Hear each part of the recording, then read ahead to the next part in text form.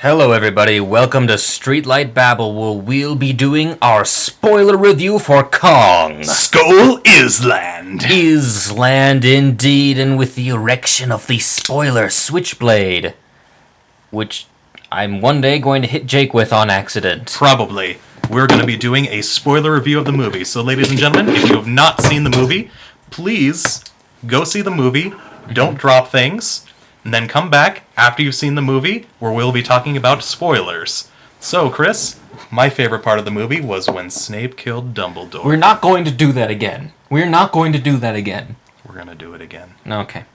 So, as we left off in the non-spoiler section, our characters were flying into Kong's Skull Island, and there was one point that Jake noticed was that they flew in, they sailed in on one ship.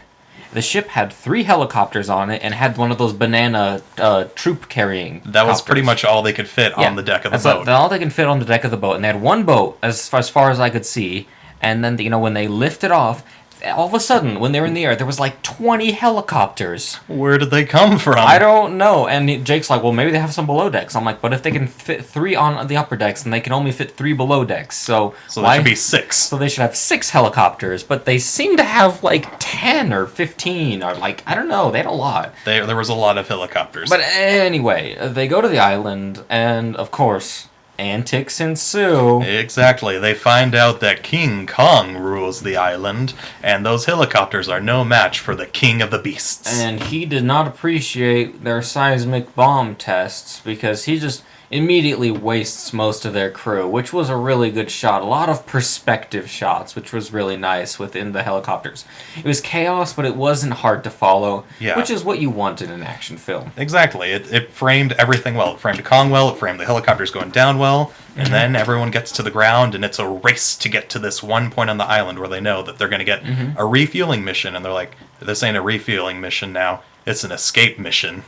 Indeed, and escape it is, and of course, all the antics ensue. Turns out John C. Reilly's been on the island for years, living with savages who aren't savage, they're peaceful. They're peaceful, they don't speak, and at first it seems like they're going to be hostile, and then John C. Reilly calms them down, and is like, no guys, we're friends, they're going to save me, I was a World War II vet.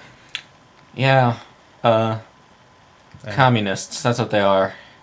Oh. So still savages. Oh. Anyway. Yeah. So, I'd say movie. It's still pretty good as a popcorn movie, and the allusions to Vietnam, the Apocalypse Now, because in the previous section we talked about Samuel L. Jackson's descent into madness, and that's very Apocalypse Now. He had the shaved head, he had the crazy look, and like, the more of his men died, the more he just wanted to kill this beast, which I know is kind of the opposite of Apocalypse Now, but it's just the crazy commander thing. Yeah, he kind of descends into madness, and one thing that we were about to allude to in the non-spoiler review, but we stopped, was all the military personnel, they're getting ready to go home except for Samuel L. Jackson. He's still in the war mentally. The military personnel, they were 1 day from retirement! All of them! Every single last one of them. They're right about to go home, and all of them are like, I can't wait to do this. I can't wait to go there. I can't wait to see my son. I can't wait to go to Key West. They were 1 day from retirement. They do the tragic, that one guy was 1 day from retirement thing, but with an entire army. With all the platoon was 1 day from retirement. Because they were, it was it starts on the last day of the Vietnam War. They were 1 day from retirement. I know we keep on driving that home, but they don't say it, but they allude to it time and time again. They really want it hammered into your head in the first half of the film. They are 1 day from retirement, so that just amp up that whole tragedy meter.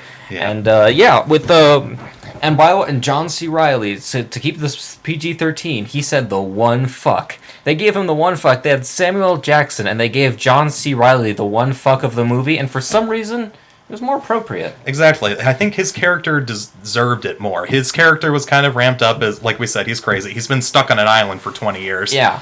But he owns it. He says it in a line where he's kind of talking about something which we'll touch on in a minute here, but his character deserved the fuck.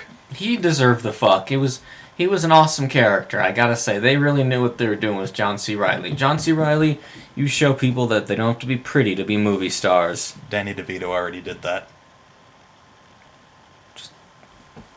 It needs to be... People have short memories. Oh, yeah.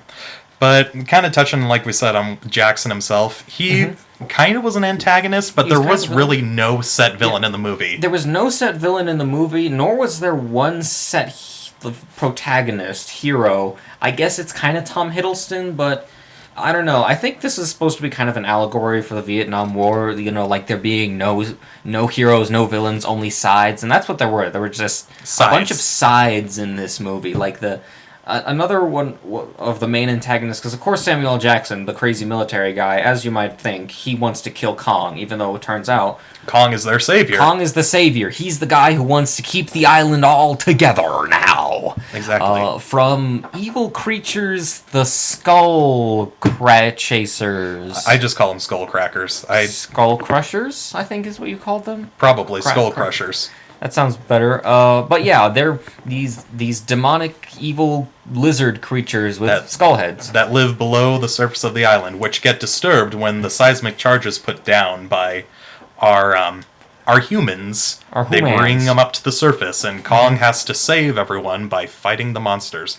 But yeah, there really wasn't a set villain. Yeah, there wasn't a set villain, which I guess works if they're going for that whole no heroes, no villains, only sides thing. But it really didn't pan out, and I mean there were plenty of. I guess there were a lot of monsters, and I guess maybe Circumstance was the main villain, but kind of something you want to talk about was the ant buildup. Oh yeah, like this was part of one of the problems I had with the world building. There weren't enough monsters, and there was a point where John C. Reilly, you hear what you think is birds, and he's like, "Don't be fooled. Those aren't birds. Those are ants, and those fuckers are huge."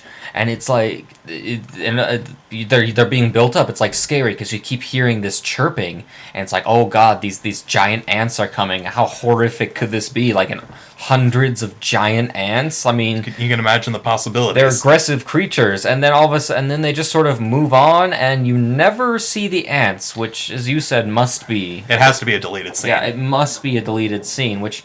That was kind of disappointing. It was just another problem with the world building. There weren't enough creatures in the background for me for this to be a believable world. It was just sort of... I wanted to see more of Kong interacting. Like, maybe Kong could have saved them from the ants, or maybe they could have been saved by Circumstance. Yeah. Like, maybe the skull thing will eat the ants before it eats them, but... Yeah, I mean, Kong does show up in that scene, and it would have... He just kind of goes up to them, gets pet by Brie Larson, and then walks away. Who wouldn't want to be pet by Brie Larson? That's true. She's rather attractive. Yeah, she was going for kind of the feminist type, strong woman type thing. Yeah, that's what I think she was going for. The whole second wave feminist, you know, kind of new age. Yeah, more new agey, which kind of made this film feel not as Vietnamese as it could have at some points, but definitely the first half. I liked how. Like the Vietnam War it felt, because I love those movies, those types of films anyway. They're well-character movies. Another thing we kind of wanted to touch on a little bit was how predictable everyone who was going to die actually was. Oh yeah. Pretty much every character. Generally the cowardly characters, you knew right then and there. They're going to die. Yeah, there was the scientist character who they were like, all right, so some of us are going to go back to the boat, others of us are going to go fight this thing. And this one guy's like, well... I'm not a coward. I'm going to go fight this thing, even though I have no military training whatsoever. Yeah, I was like, what are you doing? I guess he just wanted to be part of the group. Whatever. Yeah. The cool kids. The cool kids. See what happens when you want to be part of the cool kids? You get crushed by a giant monkey. Exactly. Or Jonathan Goodman. I knew pretty much from frame one, I knew he was going to die. Yeah, I didn't see it coming as much. I was super dehydrated, so I don't pee during movies. So sometimes, I don't know, I'm muddled. But, you know, I gave it a possibility. But, And Sam Jackson, of course. You knew he was going to die by Kong's hand. And he does. He does. He gets crushed. Poor Sam Jackson. He's and what else? The final fight was good. It was fun. It was a fun little... I mean, you knew kind of the end result before it even started, but they still built the tension enough where you were invested in the fight itself. You got Kong, he rips off a tree, he uses it as kind of like a club against the final Skull Crusher.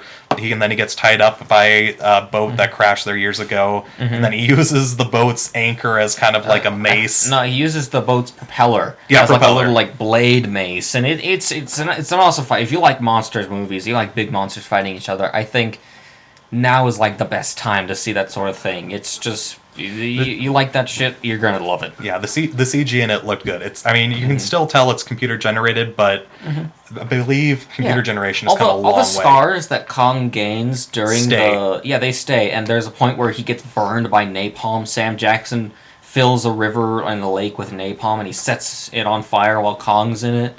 And like if you didn't notice, you can see like the burned, like when a hare has that little burned clump at the end after it's burned. He had burned fur all over him at the end of the movie. Yeah, or at the beginning of the movie when he's fighting all the helicopters, the blades. So I like the continuity there. He looked pretty good. I'd say this is probably the best looking Kong there ever were. Yeah.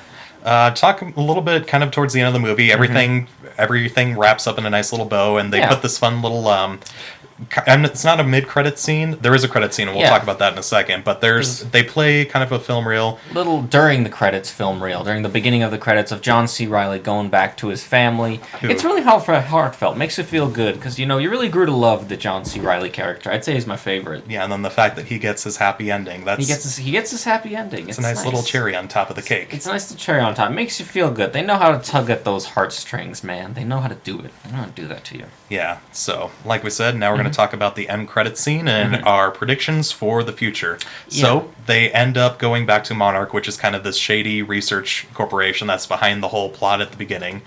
And Tom Hiddleston starts talking. There's a black screen, and you think, is he talking directly to us, to the audience? He's like, why are you sitting there? It's dark. What are you doing? And then it's obviously to make fun of the audience a little bit for staying after the credits. But then it kind of rewards you with. It ends up Monarch. The two scientist people, they come in. They're like, well, there's monsters out there. The hipster scientists. They're like, oh, it turns out there's a bunch of monsters. And then they show cave paintings of Mothra and the Hydra and Godzilla. And it turns out it's going to be a whole cinematic universe. And you know what? I'm bringing out the conspiracy crow for this, motherfuckers, because right now, we're all basing all our entertainment on nostalgia. There's nothing new anymore. Remember the Twilight Zone?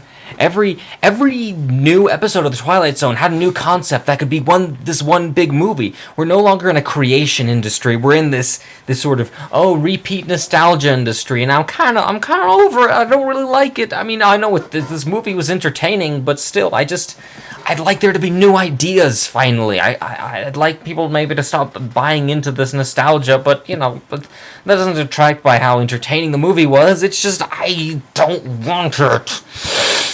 Well, I'm kind of buying into it. You're one of them. I like shared universes. Of course you do. Well, they're there. Well, Chris, I believe it's time for recap and final thoughts. Well, all in all, as I said before, a good popcorn flick. I liked the filters. I liked how pretty it was. It all the money shots of Kong. All the Apocalypse Now allegories, which is my personal favorite Vietnam war movie.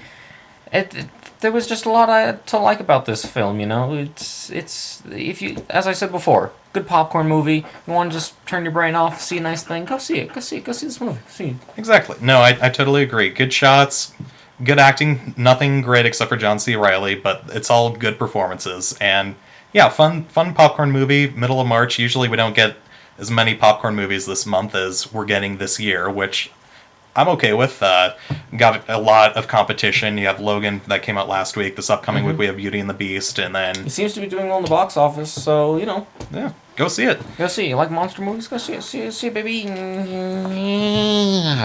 no, King Chris! I'm King Chris. I'm gonna eat you.